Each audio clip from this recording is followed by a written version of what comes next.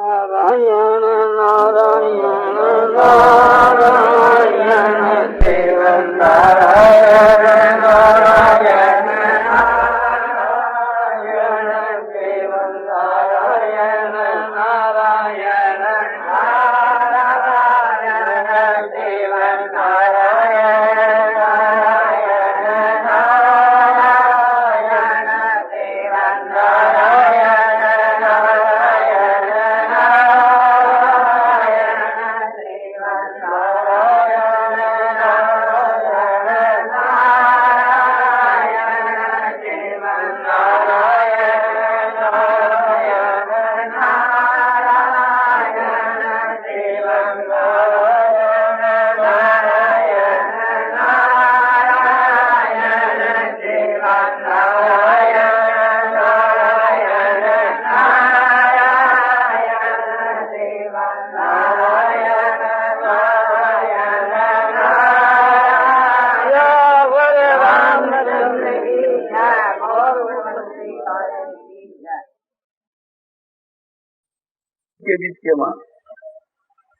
गुरु जो है अपने शिष्य को उपदेश देकर के स्नातक बना रहा है, तो समझो कि बस उसको तैयार करके बात कहता है, वो बस उसी वक्त उसको धारण हो जाती है। कहता है सत्यम वद धर्मं चर, तुम सत्य का पालन करो, धर्म का आचरण करो, बस हो गया। उसी वक्त वो सत्यवादी हो जाता है, धर्माचारी हो जाता है। उपदेश देता है दृष्टाश्रम में जाकर के, मातृदेव हो, पितृदेव हो, आचार्य देव हो, अतिथि देव हो, बस उपदेश दे दिया। माता को, पिता को, गुरु को, अतिथि को साक्षात देवता के समान मानने वाला तुम बन जा। बन गया, आशीर्वाद हो गया और आज्ञा हो, आज्ञा के मां यही बात। तो उस समय के बीच के मां जो आज्ञा दे देते, बस उनके वचनों में कितना है, कितना ओज भरा हुआ है कि वह तुरंत ही धारण हो जाता। तो वो बात तो हम लोगों में है नहीं तो हम आचार्य हैं और नहीं उस प्रकार से हम लोगों की वो शक्ति है कि किसी को आशीर्वाद दे दें या वरदान दे दें। और उनका कितना स्पष्ट वचन है कि जो हमारे में अच्छी बात हो, शास्त्र के अनुकूल बात हो, तो उसका अनुकरण करना, और जो अच्छी बात नहीं है उसका अनुकरण नहीं करना। तो साहब कहते हैं कि हमारे में अच्छी बात भी है, बुरी बात भी। तुम अच्छी बात को लेना, बुरी बात को नहीं लेना। तो इन सब उपदेशों को सुनकर के हम लोगों को ये शिक्षा लेनी चाहिए कि किसी में भी अच्छी बात हो तो लेनी। दत्तात्रेय जी ने भी हमारे को पढ़ा कि उन्होंने समझो कि आकाश, वायु, तेज, जल, पृथ्वी, सूर्य, चंद्रमा आदि जितने जो ये अपने पदार्थ हैं, उनमें जो गुण थे वो लिए, अवगुण का पर ख्याल नहीं था। तो हम लोगों को भी गुणग्राही होना चाहिए। किसी में भी हो, जड़ हो कि चेतन, सब में गुण, उनके गुण लेने चाहिए। यदि वास्तव के बीच के बाद हम लोग अपनी आत्मा का सुधार, ताकि उद्धार करें, इसमें बहुत समय की आवश्यकता नहीं, थोड़े समय में काम हो जाता है। जैसे एक प्रकार से व्याख्यान सुना कि गीता का उपदेश सुना कि त्रिविधं नरके सेदन द्वारं नाशन महात्मन काम क्रोध तथा लोभ तस्मात् एतत् त्यजेत्। भगवान अर्जुन को कहते हैं कि काम, क्रोध, लोभ ये तीन साक्षात नरक के द्वार हैं। ये आत्मा का पतन करने वाले, नरक में ले जाने वाले। इसलिए अर्जुन इन तीनों का तुम त्याग कर। तो अर्जुन को निमित्त बना करके भगवान ने गीता का उपदेश सारी दुनिया के लिए दिया है, हम सब के लिए दिया है। हम उनको भगवान का वचन मान करके हमारे लिए भगवान का वचन मान उसका पालन करें, तो जो लाभ अर्जुन को होगा वही हम लोगों को। तो हम भगवान के वचनों का आदर कहाँ करते? तो हमको आदर करना चाहिए। नहीं तो आत्मा का उद्धार तो शीघ्र ही हो सकता है।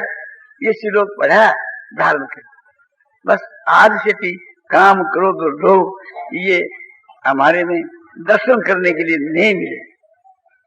काम खत्म हो गया, काम और क्रोध और लोभ का त्याग कर दिया। अर्जुन के लिए नहीं, सबके लिए भगवान ने कहा। तो जो त्याग कर देता वो लाभ उठाता है। इसी प्रकार से गीता के मां जो बातें सुनाई गई है अर्जुन को और आज्ञा दी गई है अर्जुन को, तो भगवान जगह जगह ये कह देते हैं कि अर्जुन ये मेरा सिद्धांत, मेरा उपदेश, इसको जो भी व्यक्ति धारण करता है, समझा, वो इस कर्मों के बंधन से एकदम सदा के वास्ते छूट जाता, मुक्त हो जाता। और जो पुरुष नहीं धारण करता है तो उसको तुम समझो कि जल्दी उसका विनाश जाता है, उसको नष्ट हो जानो तुम। ये बात भगवान कह रहे। और देखते भी है जब भगवान की बातों को नहीं मानता उसका पतन होता देखते हैं।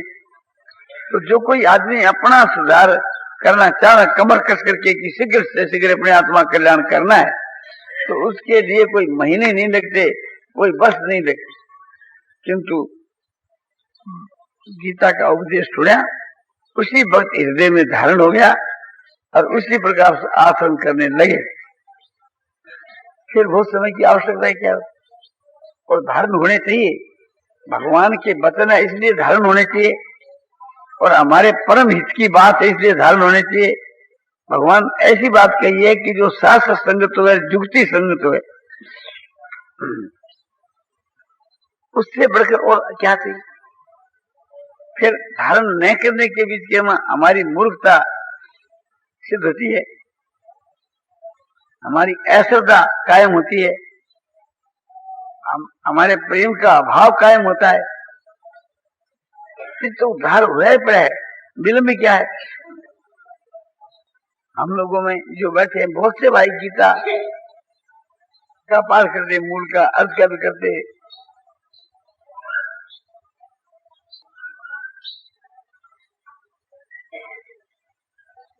नारायण नारायण नारायण श्रीमन नारायण नारायण नारायण श्रीमन नारायण नारायण नारायण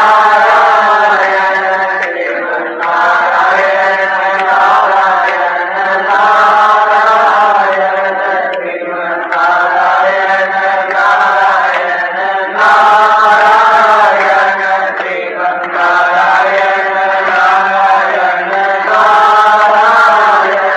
श्रीमन नारायण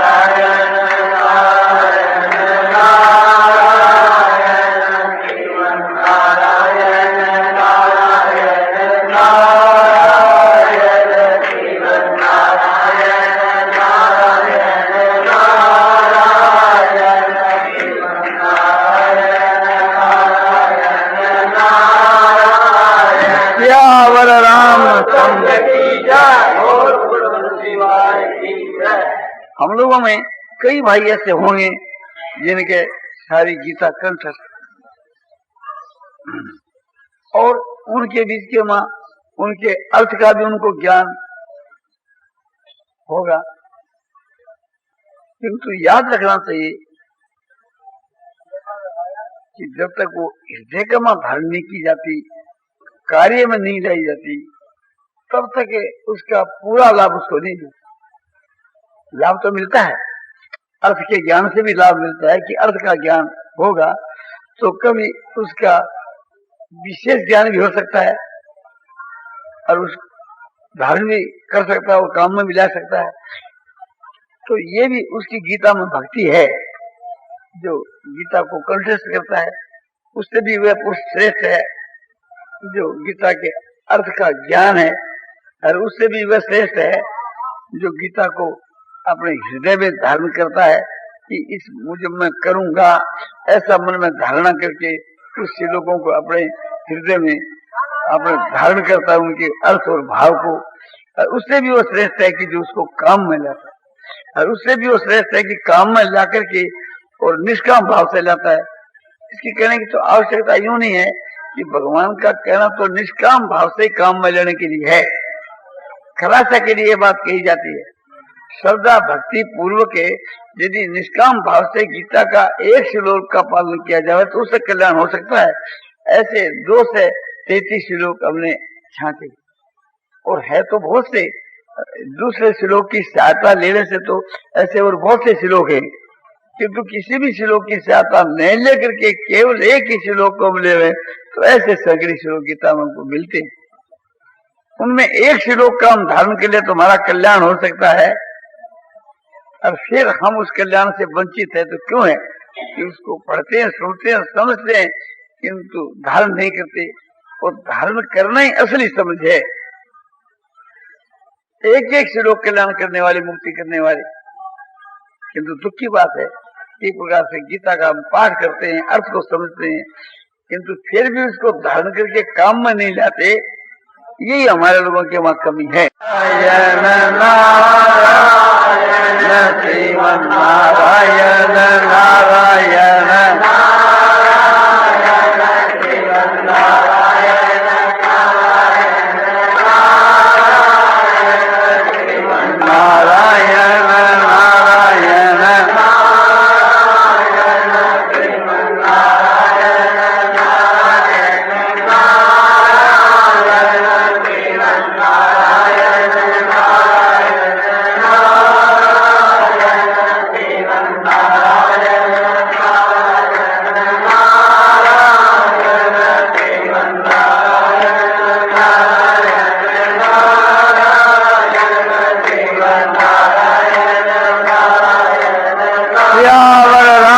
चंद्र की।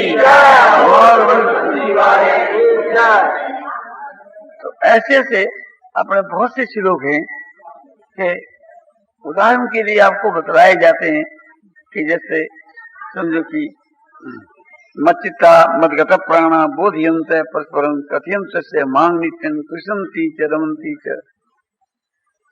ये भगवान ने गीता की 10वें अध्याय के 9 श्लोक में कहा, मच्चिता जिनका मेरे में चित्त है वो मच्चिता, मदगत प्राणा जिनका मेरे लिए जीवन है मदगत प्राणा, बोधयंत परस्पर के मां एक दूसरे को मेरे गुण प्रभाव तत्व रहस्य को जनाते ही रहते हैं। बोधयंत परस्पर कथयंत से मांग नित्यम, और मेरे गुण प्रभाव तत्व रहस्य की बातों को मेरे भक्तों में कहते हैं। कथयंत से मांग नित्यम मन नित्य प्रसन्नति रमनती है। और इस प्रकार से थी समझो कि मन बुद्धि इंद्रियों के द्वारा मेरे में जो रमण करते हैं और उससे संतोष लाभ करते हैं। बस इसका लाभ, इसका फल क्या है? इसका फल यह है कि ऐसे पुरुष को मैं ऐसी बुद्धि देता हूं कि जिसके द्वारा वह मुझको प्राप्त हो जाए। तो इससे ये बात सिद्ध हो जाती है कि एक ही इस श्लोक के धारण करने से मनुष्य का कल्याण हो जाता है। ऐसे हरेक अध्याय के बीच के वहां समझा भोक्ता रंग यज्ञ तपसां सर्वलोक महेश्वरम सूर्यं सर्वभूतानां ज्ञात्वा मां शांति में। मुझ परमात्मा को जग और तपों का भोक्ता और सब लोगों का महान ईश्वर और सबका सूर्य जान करके मनुष्य को शांति मिल जाती है, परम शांति मिल जाती है। 5वें अध्याय में बताया अंत में। ऐसे समझो कि अपने 4थे अध्याय के बीच के वहां बहुत से श्लोक आते हैं। ये तामांग प्रपदंते तांसते भजान, जो मुझको जिस प्रकार से भजते हैं उनको वैसे ही भजता हूँ। जो यह बात है तो हमको भगवान को ही भजना चाहिए और दूसरे पदार्थों को भजना चाहिए। और ये भी कि भाई एक प्रकार से तद्विधि प्रणिपाते न परिपस्नेन सेव्या उपदेश संति तेज्ञानम ज्ञानी तत्वदर्शी न तत्वान। उस ज्ञान को ज्ञान तत्वदर्शी महात्माओं के पास में जाकर के वे तेरे को ज्ञान का उपदेश देंगे। क्या करने से? कि उनकी सेवा करने से, साष्टांग नमस्कार करने से और प्रश्नों करने से। तो एक एक श्लोक से जो ज्ञान के विषय में, भक्ति के विषय में, योग के विषय में सगळे आपने देखा सभी अध्यायों के बीच के में तस्मात् असक्त सततं कार्यं कर्म समाचरे असक्त यात्रा कर मैं परमात्मा की पुरुष है। इस वास्ते हे अर्जुन तो अनासक्त भाव से थी अपने कर्मों का भली प्रकार से आचरण कर, क्योंकि अनासक्त भाव से आचरण करने वाला पुरुष परम जो परमात्मा उसको प्राप्त हो जाता है। तो ये कर्मयोग के विषय भगवान ने कहा। ऐसे ही श्रद्धा के विषय में कि श्रद्धावान लभते ज्ञानम तत्पर संगतेन्द्रिय ज्ञानं लब्ध्वा परां शांति मचरणादि गच्छति। समझो कि श्रद्धावान पुरुष जो है सो ज्ञान को प्राप्त होता है। कैसा श्रद्धावान? कि साधन के ऊपर तत्पर हुए और मन इंद्रिया जिसके भस्म हुए, ऐसा श्रद्धावान ज्ञान को प्राप्त होता है। ज्ञान को प्राप्त होकर के शीघ्र ही समझो कि परम शांति को प्राप्त हो जाता है। तो हर एक जगह आप देखो, विहाय कामान ये सर्वान पुमां सत्य निष्क्रिय निर्मम अहंकार शांति में दिखे। गीता की दूसरी अध्याय के 71 श्लोक में कर्मयोग के विषय में कि जो मनुष्य संपूर्ण कामनाओं को और अहंता ममता को त्याग करके सप्रिया रहित होकर के विचरता है वह शांति को प्राप्त होता है। तो इस प्रकार से सारी गीता के बीच के वहां ऐसे समझो कि करीब 37 श्लोक भरे हुए हैं। उसके वहां एक ही श्लोक से कल्याण हो जाए, ऐसे 2 से 33 एक तिहाई श्लोक, 7 श्लोकों के वहां एक तिहाई श्लोक ऐसे हैं जो एक ही धारण करने से आत्मा को उद्धार हो जाता है। तो गीता हम लोग पढ़ते हैं, सुनते हैं, समझते हैं और उसका अर्थ भी समझते हैं, और काम में जब तक नहीं जाते तब तो उससे पूरा लाभ नहीं उठा सकते। काम में लावे तो एक श्लोक के धारण करने से बेड़ा पार हो जाता है, और काम में नहीं लावे तो समझो कि 100 श्लोक पढ़ करके भी एक प्रकार से शीघ्र मुक्ति नहीं होती। गीता का जो प्रभाव है आखिर के मां वो कल्याण करने वाली है, वो बात ठीक है, किंतु हम लोगों को तो ऐसा होना चाहिए कि तुरदान महापुन, इस हाथ दिया उस हाथ दिया, बस उसका अभ्यास किया, हाथ का कल्याण हो गया, भगवान का साक्षात्कार हो गया, यही परमात्मा की प्राप्ति हो, उद्धार नहीं रखे इस काम की।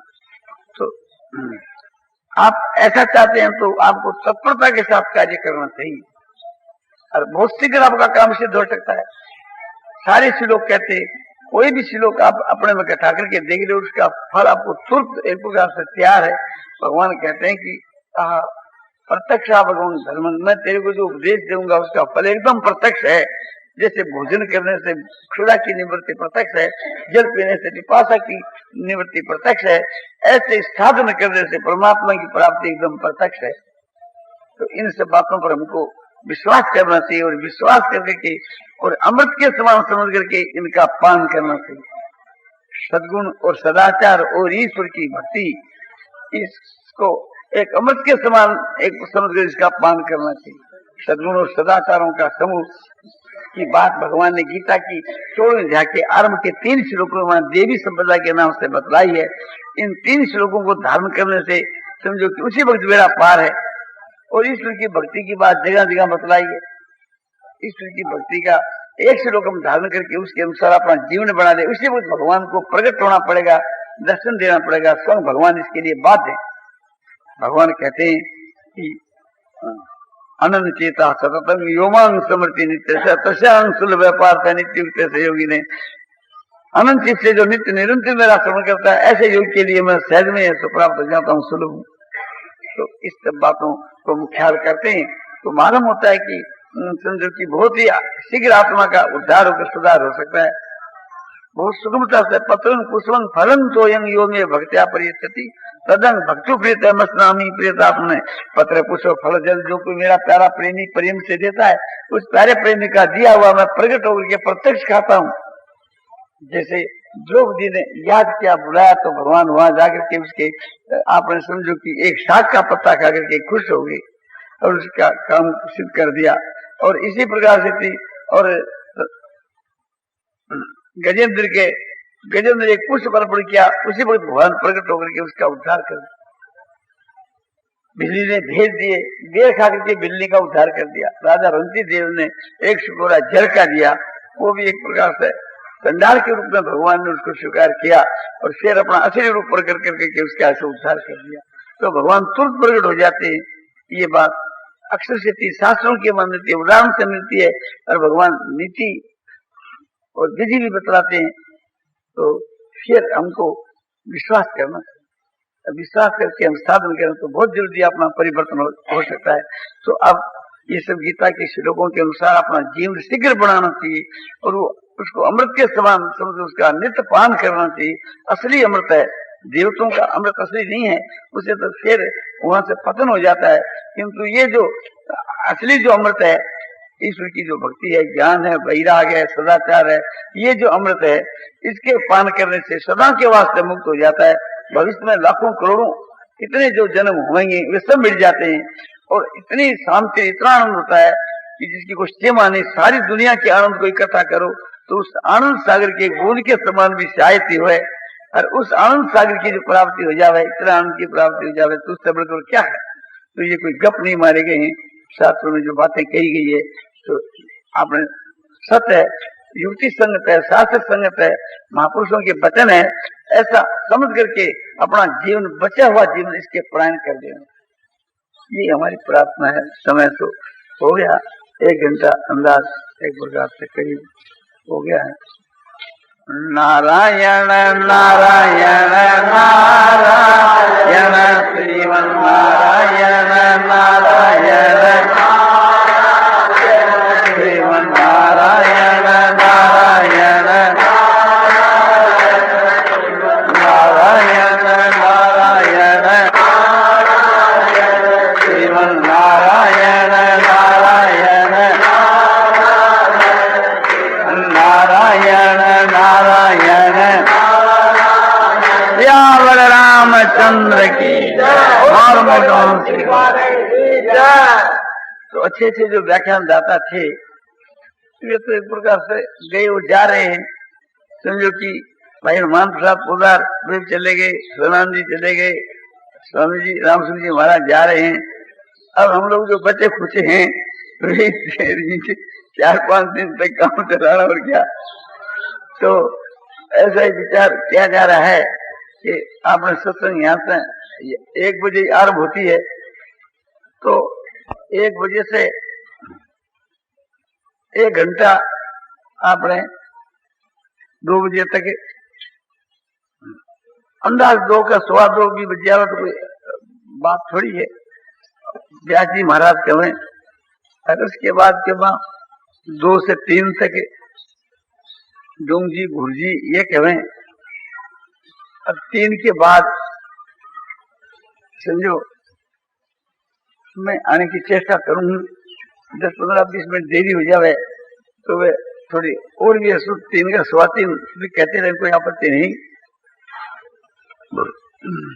क्योंकि स्वामी जी नहीं है तो स्वामी जी की और मेरी दोनों की टेम फिर मने अपने समझो कि क्या करे जा, समझा। तो भाई लोगों से ये कहना है कि एक प्रकार से कोई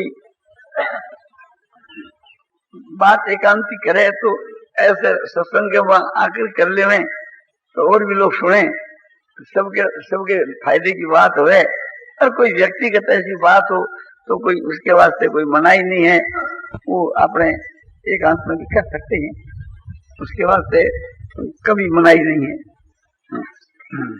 दूसरी बात यह है कि चिट्ठियों का जो काम है वो जल्दी हमारे से सार लिया जाए। जैसे परसों के दिन थोड़े ही समय में सार लिया था, तो एक प्रकार से हमारे को व्याख्यान में अधिक टेम मिल जाए। हमारी टेम 3 काम में अधिक जाती, या व्याख्यान देने में, या चिट्ठियों का उत्तर लिखाने में, और भाइयों से बातचीत करने में। और तो समझो कि खान पान सोने में जाती है, वो तो कोई काम की नहीं। वो तो एक समझो कि फालतू कहते हो, अच्छे शरीर निर्वाह के लिए कहते हो, सोना भी पड़े, नहीं सोना तो बीमार पड़ जावे, खाना पड़े भी नहीं खाना तो मर जावे। तो ये तो लोग एक शरीर के लिए करना ही पड़े, उसके बीच वहाँ कोई विशेष काम क्या होता है, वो तो एक अपने शरीर की कायमी के लिए है। उसके स्वाद जो टेम है ये एक प्रकार से टेम है। और तो क्या कहें, तो अब अपना समय और तेजी से बिताना चाहिए। जो आदमी मरने जाता है और उसकी आयु शेष होने को जा रही है, ऊपर के श्वास आने लगते हैं, तो उसको विशेष चेष्टा करते हैं कि किसी प्रकार का जल्दी कल्याण हो जाए। क्योंकि एक भाई का शरीर शांत हो गया था, तो वहां हम लोग सैकड़े आदमी उसके बाहर करके फिर गए कि भाई एक प्रकार से इसको कीर्तन सुनाओ, गीता सुनाओ, शिक्षा की बात कहो कि जिससे इसका कल्याण हो जाए। और मरने के नजदीक जो पहुंचता है, जो उसके लिए विशेष चेष्टा करते हैं, तो हमारे यहाँ जाने की जो नजदीक समय आ रही है तो हम लोगों को विशेष चेष्टा करनी चाहिए। और जाने वाले भाई हैं तो वे खूब ऊपर तक भाकर के सब भावों को रास्ते में मनन करते हुए जाकर काम आरंभ कर देना चाहिए। सदा की माफक नहीं कि भी चलो फिर आपने चलो सुने। अब क्या मालूम हम लोग एक प्रकार से कब तक जीवेंगे कब तक नहीं जीवेंगे, क्या भरोसा शरीर का है। इस वास्ते जो बात सुनी इससे आपने खूब लाभ उठाने की चेष्टा करनी चाहिए। इसका मतलब ये नहीं है कि हम इसी साल में मर जाएंगे, और ये भी मतलब नहीं समझना चाहिए कि अभी हम नहीं मरेंगे। मरने और न मरने का दोनों का ही पता नहीं है, न आपका पता है न मेरा पता है। तो अपने को जो मिला उससे लाभ जल्दी उठाना चाहिए। नारायण नारायण नारायण श्रीमन नारायण नारायण श्रीमन नारायण नारायण श्रीमन नारायण नारायण श्रीमन नारायण नारायण श्रीमन नारायण नारायण श्रीमन नारायण नारायण श्रीमन नारायण नारायण श्रीमन नारायण नारायण नारायण नारायण